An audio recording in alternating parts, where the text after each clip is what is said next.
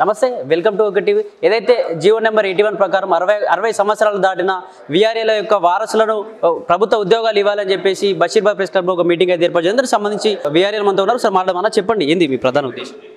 అన్న, మా పేరు అంజనేయులు, నార్కన్ జిల్లా, సీఎం సొంత జిల్లా మాది. ఈ వీఆర్ఏ అనేది ఈ రెవెన్యూ వ్యవస్థ ఏర్పడప్పటి నుంచి ఉన్న వ్యవస్థ ఇది.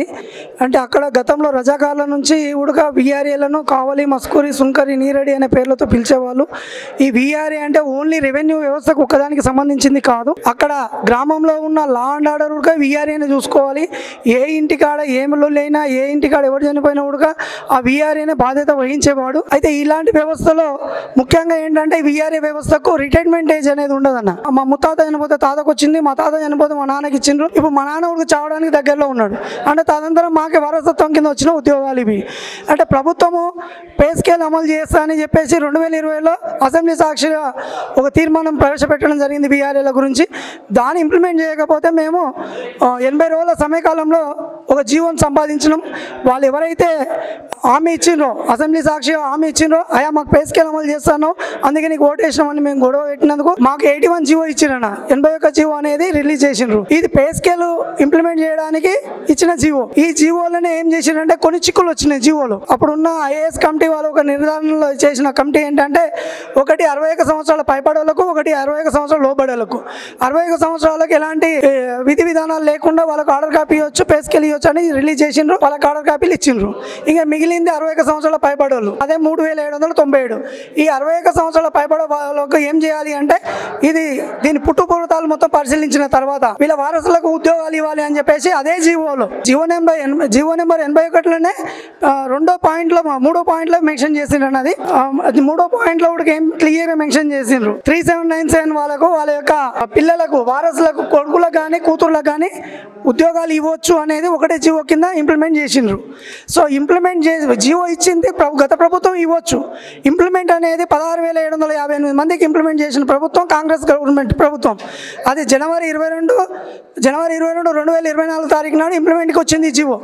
అప్పటిదాకా కొన్ని కారణాల వల్ల పెండింగ్ ఉన్నది. మరి ఇంప్లిమెంట్ చేసినప్పుడు 80% నువ్వు ఇంప్లిమెంట్ చేసి 20%ని నిర్లక్ష్యం వహించడం ఏంటనేది మా యొక్క ప్రశ్న. ఈ యొక్క 3797 మంది కుటుంబాలకు ఉద్యోగాలు ఇవ్వమని మేము తిరగని మంత్రి లేదు, తిరగని ఎమ్మెల్యే లేడు. నేను చివరిగా నేను సీఎం రేవంత్ రెడ్డి కూడా 2 సార్లు కలిసి వినతి పత్రం ఇవ్వడం జరిగింది. పొంగులేటి శ్రీనివాసరావుకి అయితే లెక్కలేదు, ఇంకా లెక్కలేని సార్లు ఇచ్చినాం. పొంగులేటి శ్రీనివాసరెడ్డి సార్ ఏం చెప్తున్నాడు అంటే, మీకు జీవో తప్పు ఉంది అని చెప్తున్నాడు. అయ్యా మరి జీవో తప్పు ఉన్నప్పుడు నీవు ఇచ్చిన 16,758 మంది తప్పే కదా, మరి వాళ్ళని రిటర్న్ కంబ్యాక్ వీఆర్ఏ తీసుకురా, మాకేం అభ్యంతరం లేదు. లేదా జీవో కరెక్ట్ అని నువ్వు ఇచ్చినావు కదా, వాళ్ళకి ఇచ్చినావు కదా, వాళ్ళతో పాటు 3797 మందికి ఆర్డర్లు ఇవ్వు.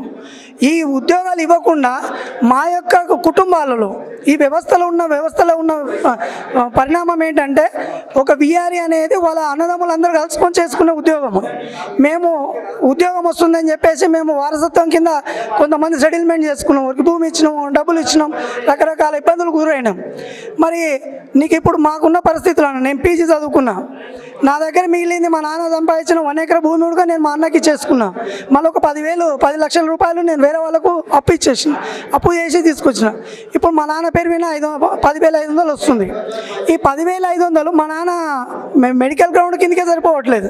ప్లస్ నేను ఒక 10 సంవత్సరాల నుంచి నేనే ఎంఆర్ఓ ఆఫీస్లో పనిచేస్తున్నా. అంటే పని నాది, మా నాన్న పేరు మీద జస్ట్ నువ్వు జీతం వేస్తున్నావు. ఆ జీతం కూడా గౌరవ వేతనం కింద వేస్తున్నావు. మరి ఈ గౌరవ వేతనానికి ప్రభుత్వ ఉద్యోగానికి తేడా తెలియనప్పుడు మరి ప్రభుత్వాలు ఏం నడుపుతున్నాయి? మరి ప్రభుత్వాలు 2 లక్షల ఉద్యోగాలు మేము భర్తీ చేస్తున్నామని ఒక హామీ ఇస్తున్నది. నువ్వు కేవలము ఉన్న వెసులుబాటు ఉండి, జీవోలు ఉండి, ఫైనాన్షియల్ అప్రూవల్ ఉన్న దాన్ని ఇంప్లిమెంట్ చేయలేని ప్రభుత్వము మరి 2 లక్షల రూపాయల ఉద్యోగాలు ఎట్లా ఇస్తున్నామని నేను ప్రశ్నిస్తున్నా. అంతేకాకుండా ఈ జీవో వచ్చినప్పటి నుంచి ఇప్పటి వరకు 456 మంది చనిపోయారు మా వాళ్ళు.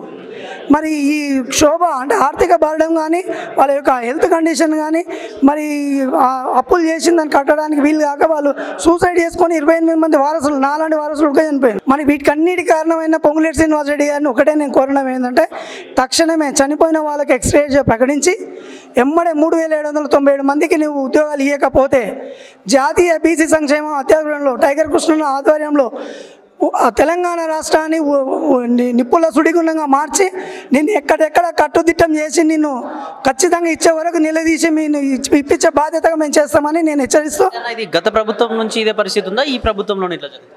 గత ప్రభుత్వం జీవో ఇచ్చిందన్న, జీవో ఇచ్చింది కూడా ఆగస్టులో ఇచ్చింది. అది వాళ్ళు ఇంప్లిమెంట్ చేసే వాళ్ళే.